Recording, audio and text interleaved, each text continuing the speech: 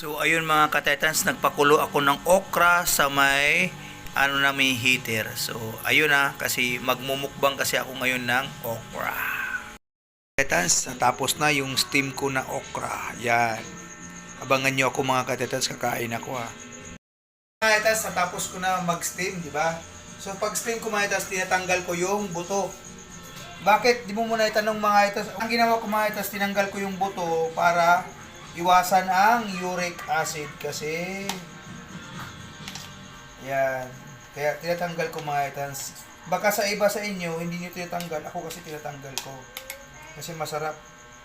Yung iba ayaw ng okra. Cut na.